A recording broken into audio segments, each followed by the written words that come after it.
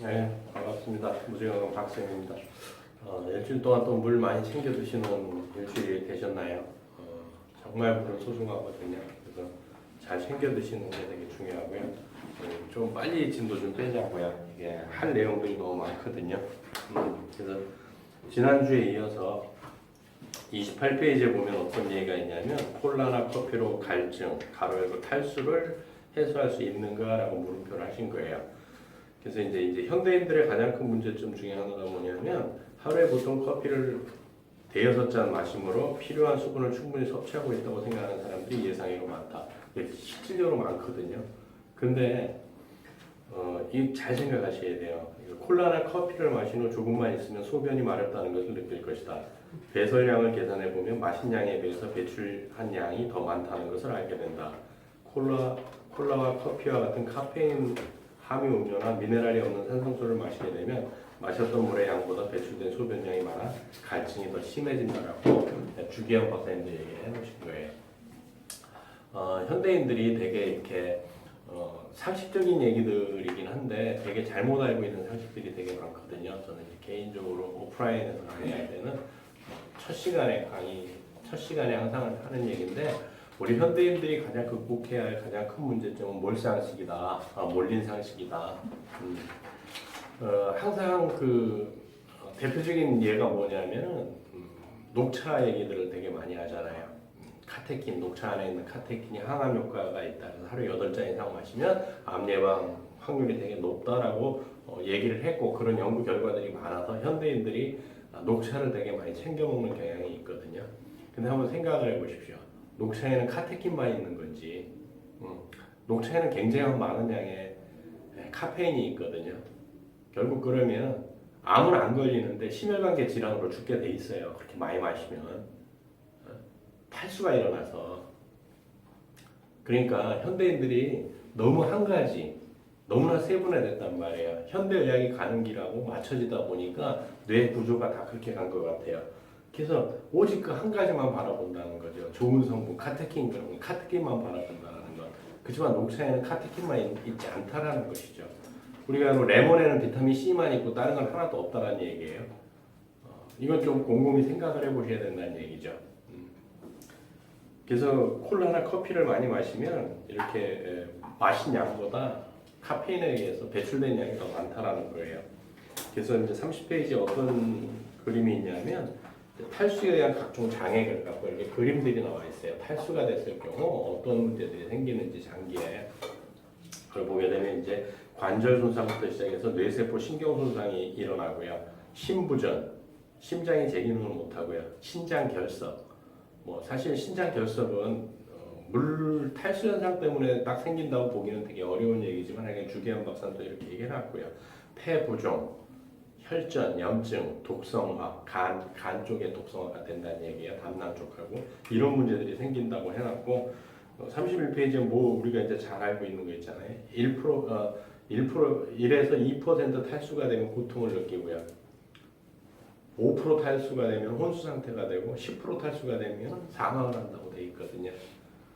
근데 현대인들은 갈증을 잘 안 느끼죠. 왜냐하면 대개 물을 안 먹어가지고 수분 보유량이 별로 없기 때문에 갈증을 못 느껴요.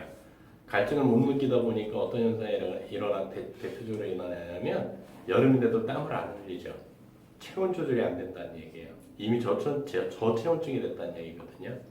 저체온증이 된다고 한다는 것은 체온이 36.5도가 정상이라고 얘기를 하지만 거기서 1도만 떨어진 35.5도가 되면 면역력이 30%가 저하되게 돼 있어요. 그래서 현대 젊은 친구들이 많이 아픈 이유가 여기에 있거든요. 한겨울에도 알을 들고 다니는 되게 좀 안타깝죠. 또 33페이지에 뭐라고 돼 있냐 하면 암이나 만성적인 감염성 질환, 가로 열고 간염이나 폐렴, 장염, 인플루엔자 이런 것들에 걸린 환자들에게 있어서 가장 주의할 점은 탈수가 되지 않도록 하는 것이다. 탈수 현상이 생기면 혈액의 기능인 영양소의 이동과 노폐물의 배출이 일어나지 않기 때문에 면역 활동에 혼란이 일어나고 혈액 속에 침투한 박테리아와 바이러스가 급격히 증식되고 산소를 운반하는 적혈구를 파괴한다. 자, 인플루엔자가 뭐예요? 지금 코로나도 인플루엔자죠. 이런 것들이 우리 몸에 충분한 수분이 없게 되면 문제가 생긴다는 거예요. 자, 감기를 뭐라고 불러요? 정식 명칭이 네? 상기도 감염이라고 하죠. 상기도라는 게 뭐예요? 코나 목에 걸린다라는 거예요. 상부에 있는 기도, 공기가 통하는 길에 염증이 생긴 거예요. 바이러스나 이런 거에 의해서. 그러면 이런 바이러스들이 침투한다 하더라도 이 기관지 촉촉하게 되면 거진 감염이 안 되거든요. 그래서 요즘 코로나 환자로 죽는 환자들이 결국 뭐예요? 폐 부종이죠. 폐에 물쳐서 사망을 하는 거잖아요. 호흡곤란으로. 이것도 수분 부족이 많은 역할을 한다라는 거죠. 되게 재밌는 얘기가 있는데 33페이지예요. 무조건 아무 물이나 마시면 탈수가 해소된다는 생각은 그 물이다. 역삼투압 방식의 정수기를 통과시킨 산성수는 아무리 많이 마셔도 탈수 회복률이 50%밖에 되지 못하며 특히 카페인을 함유한 물은 탈수를 더욱 가속화시킨다. 탈수를 해소할 수 있는 물은 칼슘과 마그네슘과 중탄산이 풍부하며 혈액의 농도와 비슷한 알칼리성의 미네랄 워터이다. 주기환 박사님이 책에 기술해놨어요. 생각을 해보시죠. 그러니까 잘 챙겨 드셔야 되는데 과연 무엇을 잘 챙겨 먹느냐가 중요한 거예요. 자, 지난 시간에도 말씀드렸지만 저희 어릴 적에는 항상 국민학교 입학할 때 이 손수건을 달았단 말이에요. 누런 코를 흘렸기 때문에. 근데 요즘 아이들은 그런 현상이 없죠. 그러니까 굉장히 이제 식생활이 개선됐고 영양이 충분히 보충됐기 때문에 그래요. 이제 그런 현상들이 없는데 그렇다고 요즘 아이들이 저희 자랄 때보다 건강하냐? 이건 퀘스천 마크라는 거죠. 요즘 아이들이 물을 많이 먹을까요? 아니면 다른 걸 많이 먹을까요? 그건 이제 부모들이 생각을 해보시면 될 거고요. 36페이지에 뭐라고 되어 있냐면 탈수가 시작되면 뇌에는 갈증을 느끼게 되며 히스타민의 분비와 함께 관절 통증 및 두통을 비롯한 각종 통증과 함께 혈액 내부 환경이 산소화되면서 세포와 조직에 타격을 입힌다. 여기서 히스타민의 분비가 늘어난다는 건 뭐를 의미하냐면은 알러지가 생긴다는 얘기예요. 굉장히 중요한 거죠. 내 몸이 탈수가 조금 됐는데 알러지가 생긴다는 얘기예요. 장기 부전뿐이 아니고. 그러니까 물이 빠져나간다는 것은 곧 혈액과 세포에 결정적인 손상을 준다는 것이다. 탈수로 인해서 가장 큰 영향을 받는 것은 바로 산소를 운반하는 적혈구라고 할 수 있다. 결국 적혈구가 파괴를 받게 되면 숫자가 줄어들게 되면 세포에 산소가 적게 도달하게 되겠죠. 운반체가 적혈구니까 헤모글로빈도 부족하게 되고 결국 빈혈이 생기고 제대로 산소 공급과 노폐물 운반이 제대로 안 된다는 얘기예요. 그래서 머리끝부터 발끝까지 질병이 생길 수 있다는 얘기죠. 잘 생각을 하셔야 된답니다. 되게 슬픈 거예요. 어려운 얘기들은 그냥 넘어갈게요. 여기 돼 있네요. 39페이지에. 조직에 산소를 제대로 공급해주지 못하면 빈혈이 일어나고 심장의 경우에 심근경색, 뇌의 경우에는 뇌경색, 혈액 안에서 암세포가 급격하게 증식되는 일이 벌어진다. 단지 수분이 부족해서 잘 생각을 하셔야 된다는 거죠. 그래서 여기 40페이지에 보게 되면 산소가 부족했을 때 적혈구가 파괴되는 현상들을 또 이렇게 사진으로 찍어서 올려놓은 거예요. 동그래야 되는데 지금 막 이렇게 우글쭈글하게 된 모양을 나타내거든요. 이게 수분이 부족해서 나타나는 현상들이에요. 41페이지도 탈수됐을 때 우리 혈액 안에서 일어날 수 있는 일들이거든요. 정상적인 상황이 안 되는 거예요. 그래서 43페이지에 보게 되면 이제 뭐라고 되어 있냐면 물 마시는 사람과 물 마시지 않는 사람의 차이, 그래서 이제 이 차이점을 딱 기술해 뒀어요.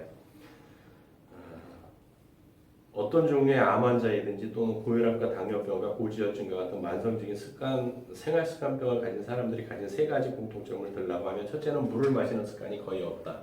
둘째는 영양 섭취의 불균형이다. 셋째, 운동 부족이라는 것이죠. 이 세 가지가 다 겹쳐 있는 거예요. 그럼 한번 보자고요. 물을 왜 안 마시냐고요. 많은 분들에게 질문을 던져도 맛이 없대요. 밥은 맛있어서 일병 3병씩 뭘 드십니까? 술은 맛있어서 그렇게 많이들 술 드세요? 영양 섭취의 불균형 둘째가 이건데 저는 이제 개인적으로 제 기본적인 생각이 뭐냐면 모든 병은 결국 먹거리에서 온다고 보고 있는 사람이거든요. 영양 섭취, 현대인들은 영양이 되게 풍부하게 섭취한다고 생각을 하지만 제가 봤을 때 영양 부족이거든요. 비만은 영양 과잉일까요? 영양 실조일까요? 따져보면 영양 실조라는 거죠. 불필요한 영양 대량 영양소는 많고 얘네들을 태워줄 수 있는 미량 영양소들이 없기 때문에 그렇거든요. 셋째는 운동 부족이라는 것인데 이건 잘 생각하셔야 돼요. 현대인들은 운동 부족에 아주 많이 시달리고 있어요. 과잉인 사람도 있겠지만 그건 항상 예외적인 사람들인 거고, 왜냐하면 3만 년 전에 우리 조상들의 생활 습관을 보게 되면 다 수렵 채집이기 때문에 계속 돌아다녔어요. 계속 돌아다니면서 먹을 걸 찾고 이렇게 해야만 먹고 살 수 있었어요. 근데 현대는요, 그렇지 않죠. 프랑스 혁명이 일어났을 때 마리 앙뚜아네트 여왕이 뭐라 그랬어요? 빵을 달라고 국민들이 하니까 빵이 없으면 고기를 먹으면 되지라고 얘기를 했대잖아요. 그거는 이제 후사가들이 만들어낸 얘기고요. 마리 앙뚜아네트는 그런 얘기 전혀 안 했어요. 근데 우리는 이제 웃으면서 한번 그 얘기를 비교해 보면 요즘은 사실은 먹을 게 없어서 굶는 사람들이 거짓없죠. 그냥 너무 쉽거든요. 돈 1,000원만 내면 라면이라도 사다 끓여 먹을 수 있거든요.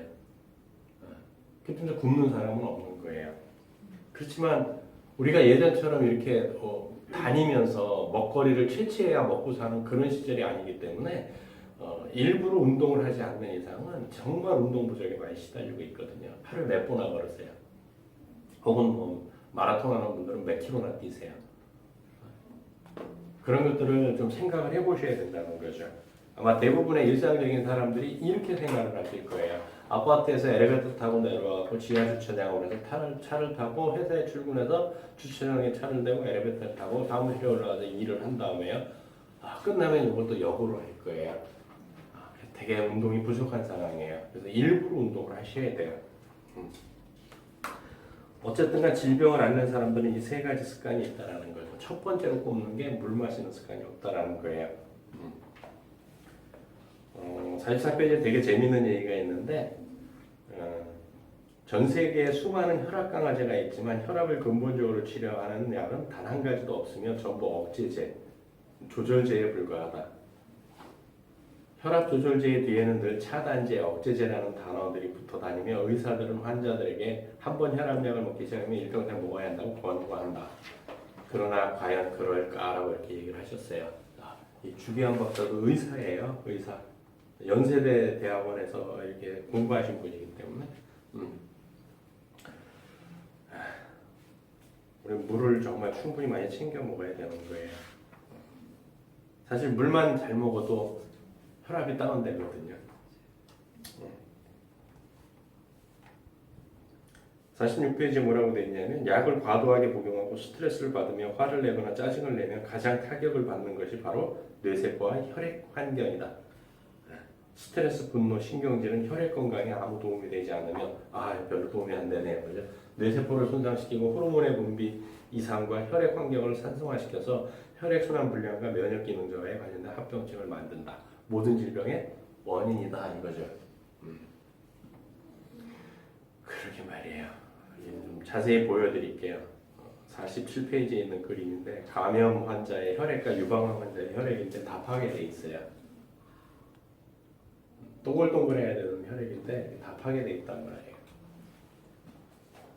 물을 안 먹어서 생기는 거죠.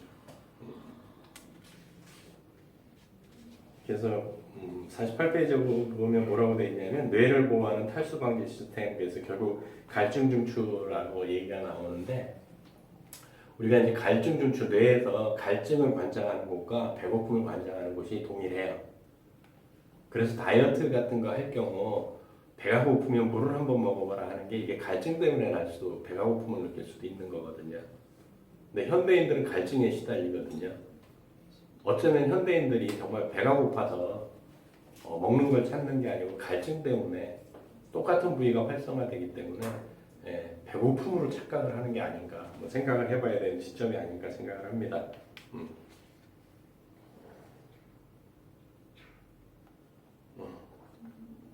49페이지에 뭐라고 되어 있냐면 탈수 증상이 심해지면 혈액과 뇌세포를 비롯한 전신세포가 손상을 받기 때문에 소변으로 배설되는 수분량을 줄이려고 혈액을 통해서 신장의 요자간에 항이효 호르몬이라는 신호를 보내어 수분을 재흡수시킨다. 이 얘기는 뭐냐면 계속 몸 안에서 쓴 물을 재활용한다는 얘기예요.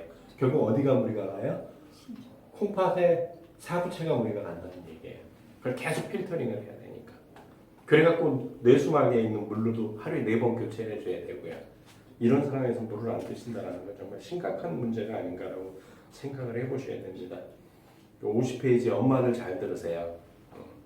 성장기의 아이들에게 물을 주지 않고 산성수이자 카페인이 많이 들어있는 콜라나 사이다를 마시게 하는 것은 동물을 마시게 하는 것과 같다라고 돼 있어요. 동물. 사랑하는 내 아이한테 사약을 내리는 거예요. 사약을. 사약이 뭔지 모르시겠으면 사극을 보세요. 사랑하는 내 아이에게 독극물을 먹인다는 얘기예요. 되게 슬픈 거죠. 56페이지 아까 이제 얘기했잖아요. 히스타민이 많이 방출된다고요. 그래서 그거에 대한 이제 얘기가 여기 56페이지 기술이 돼 있는데 알러지 원인 물질에 대한 과민 반응도 문제지만 혈액 내에 축적되는 산성 노폐물이 더 큰 문제다. 피가 산성화된다는 얘기거든요. 왜 이게 문제냐면 노폐물이 지나치게 축적되면 면역 활동에 혼란이 일어나는 것이다. 면역 활동이 제대로 활동을 못한다는 얘기예요. 노폐물을 축적하게 되는 주 원인이 바로 이동하고 배설하는 역할을 하는 혈액 내 수분의 부족, 즉 탈수가 이러한 과민 반응을 가속시킨다는 것이다. 그러니까 알러지가 일어나는 것도 그렇지만 결국은 혈액 안에 다녀야 하는 면역 체계조차도 제 기능을 못한다라는 거예요. 이런 코로나 사태에도 면역 체계가 움직여야 내 몸을 버텨주는데 못 버틴다라는 거죠. 근데 생각을 해보십시오. 코로나가 이제 위드 코로나 얘기로 거짓말 가는 것 같은데 오늘 아침 신문에도 보니까 뭐 더 이상은 뭐 자영업자나 이런 사람들 때문에 이렇게 인원수 제한하기는 어려울 것 같고 정부에서 재정을 풀어서 보충해 주는 것도 한도가 있기 때문에 그럼 결국은 이제 위드 코로나로 가는 건데 이건 이제 사망률이 낮아졌기 때문에 그런 거거든요. 환자 발생 수하고는 관계 없어요. 사망률이 낮아졌기 때문에 위드 코로나로 가는 거거든요. 근데 이제 이 팬데믹이 지나가고 2년 정도 지나서 또 다른 팬데믹이 왔을 때 우리 아이들이 물을 안 먹고 했을 때 면역력이 떨어져 있고 체온은 저체온증이고 있는 상황에서 다시 코로나19보다 더 강한 어떤 팬데믹이 온다고 한다면 우리 아이들이 과연 버틸 수 있을까요? 엄마들이 한번 생각을 해봐야 된다는 거죠. 자, 57페이지에 이렇게 돼 있어요. 기초적인 혈액 기능 이게 뭐냐면 이동, 배설, 면역 혈액 기능의 회복이 없이는 만성적인 알러지 증상, 악성 아토피성 피부염에서 벗어날 수 없다. 혈액이 빨리빨리 움직이지 않으면 알러지에서 벗어날 수 없는 거예요. 만성질환, 아토피나 천식이나 비염에서 벗어날 수가 없다는 얘기예요. 그런데도 우리 엄마들은 뭘 아이들한테 사먹여요? 요즘은 뽀로로를 사먹인다면서요. 제가 10여 년 전부터 강의할 때는 펜돌이었나? 애들 조금 먹으면 혓바닥 파래지는 거 그쪽 그만 먹이라 그랬더니 요즘 그런 거 안 팔아요. 요즘 뭐 먹여야 그랬더니 뽀로로를 먹인다 그러더라고요. 답답해요. 자, 건강은 94%를 이루는 물을 바꿔주고 에너지 영양소를 조절하는 조절 영양소 미네랄이에요. 를 적절하게 섭취하면 노폐물의 배출 기능과 면역 기능이 증가되면서 알러지 증상에서 벗어나는 것이다. 벗어나는 거예요. 알러지에서. 물 잘 먹고 미네랄 많이 섭취해주면요. 근데 과연 지금 우리가 먹는 음식에서 미네랄과 수분이 얼마나 많이 차지하고 있는지 엄마들이 생각을 해보셔야 된다는 거예요. 지금까지 제가 제 동영상을 보시는 구독자분들도 그렇지만 한번 생각을 해보십시오. 계속 얘기하는 게 역삼투압 정수기 물은 먹으면 안 된다는 얘기들이 나오잖아요. 근데도 지금도 역삼투압 정수기 물을 먹거든요. 슬픈 현실이죠. 내 아이가 아니니까 별 신경을 이렇게 안 쓰이지만 대한민국 미래를 생각하면 엄마들이 좀 생각을 바꿔야 된다는 얘기죠. 자, 이거는 이제 제가 오래전부터 강의한 내용이지만 59페이지에 뭐라고 정도 뭐라고 돼 있냐면 하루에 어느 정도 물을 언제 마셔야 되는가라는 제목을 달고 일반론이지만 성인의 경우 하루에 소변으로 1.5리터를 빼내는 거예요. 대변으로 0.1리터, 땀으로 0.6리터, 호흡으로 0.3리터 해가지고 2.5에서 3리터의 수분이 체외로 배설이 돼요. 근데 음식물을 통해서 섭취하는 게 1에서 1.5 정도 섭취를 하거든요. 결국 하루에 2리터, 1.8에서 2리터는 꾸준히 먹어주지 않으면 내 몸의 면역력, 그 다음에 알러지 발생률, 결석 발생률, 심부전 증가율 이런 게 다 늘어난다는 얘기예요. 어제도 한 2년 만에 친구를 만나서 점심을 같이 했는데 몸이 안 좋은 친구인데도 콜라를 시켜 먹더라고요. 그래서 저는 안 먹었어요. 너 다 먹으라 그랬어요.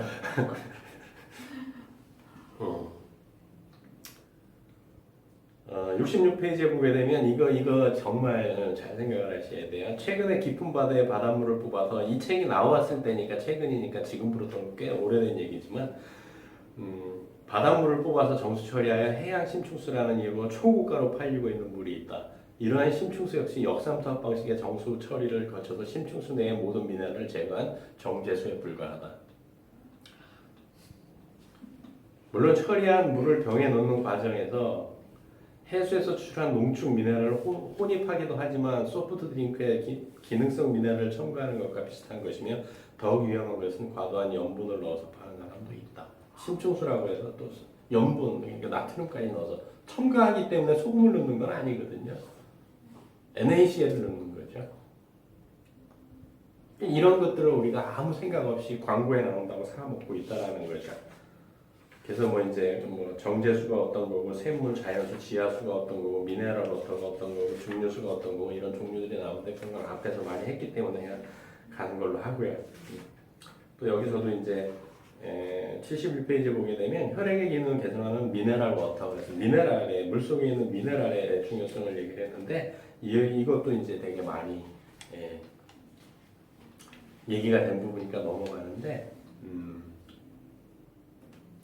71페이지 알고 계시는 게 있어야 돼요. 요즘은 이제 그런 걸 안 하는데 10여 년 전에는 그 역삼투압 정수기 코디들이 되게 많이 장비 갖고 다니면서 물에다가 팍 넣고 물 까맣게 만드는 일들이 있었거든요.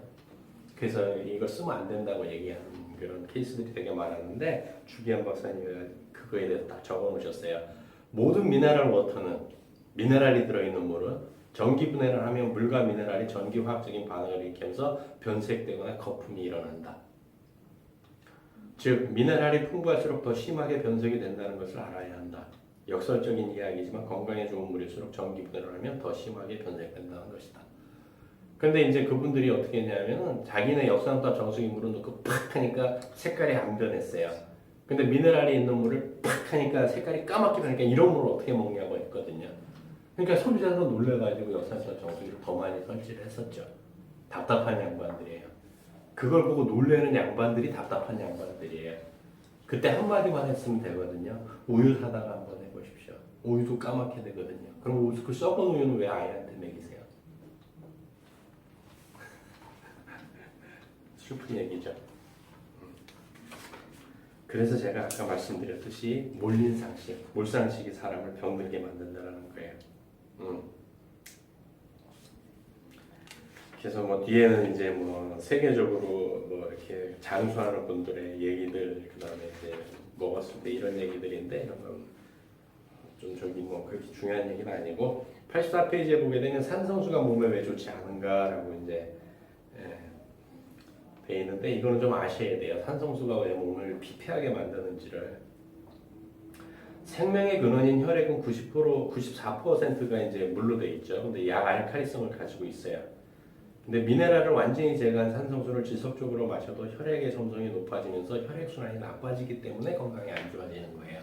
아까 요 앞에서 방금 읽어드렸죠. 혈액의 순환이 안 좋아지게 되면 알러지가 생기고 건강이 안 좋아진다고. 그 원리하고 똑같은 거거든요. 그 얘기가 여기 쭉 풀어서 해놓은 거죠. 세포 활동 중에 일어나는 에너지 대사로 만들어진 물질은 대부분 산성이다. 이 얘기는 뭐냐면 미토콘드리아에서 활용을 하고 우리가 에너지를 쓰고 나면 찌꺼기는 무조건 산성이라는 얘기예요. 우리가 살기 위해서 호흡을 하는 호흡을 하지 않습니까? 호흡을 하고 나면 호흡을 하고 난 찌꺼기가 뭐냐면 활성산소라는 거예요. 그것처럼 대사 활동을 쓰고 남은 거는 무조건 쓰레기가 나오게 돼 있어요. 연탄을 때면 연탄재가 나오고 우리가 살기 위해서 먹을 음식을 먹으면 똥이 나오듯이 세포 활동 중에 일어난 에너지 대사 이후에 만들어진 물질이라는 것은 다 쓰레기라는 얘기예요. 내 몸 밖으로 배출해야 돼. 그건 전부 뭐라고요? 산성이라는 얘기예요.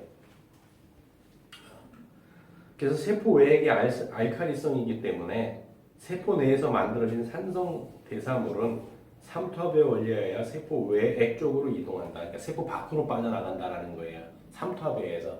그래서 혈액에 실려서 밖으로 배출돼야 몸이 건강하게 살 수 있다는 얘기예요. 이 얘기가. 근데 이게 산성으로 인해서 이 작용이 안 일어난다는 얘기예요. 결국 독성을 배출하지 못하고 몸 안에 세포 내에 그대로 갖고 있을 수밖에 없다는 얘기죠. 그래서 건강한 세포가 되지 못하고 질병이 생긴다는 얘기를 풀어놓은 거예요. 이렇게 길게. 네. 그림까지 그려가면서요. 그러니까요. 좋은 물을 많이 마셔야 돼요.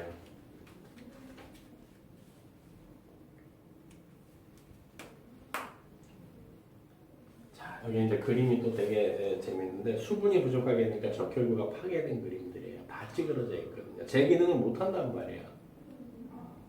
세포 내에게 독소도 못 빠져나가도 이렇게 되는 거고요. 이건 탈수가 일어났을 때 터지는 모양입니다. 좀 그렇죠.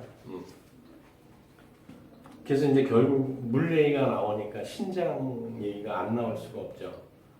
하루에 180리터의 물을 걸러주는 신장, 180리터를 걸러야 돼요. 매일 쉬지 않고.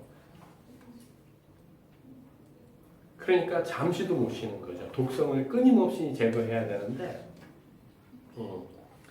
이게 가뜩이나 물도 안 좋은 물 먹으니까 그것도 또 필터링 해야 되죠. 음식도 안 좋은 거 먹으니까 그것도 필터링 해야 되죠.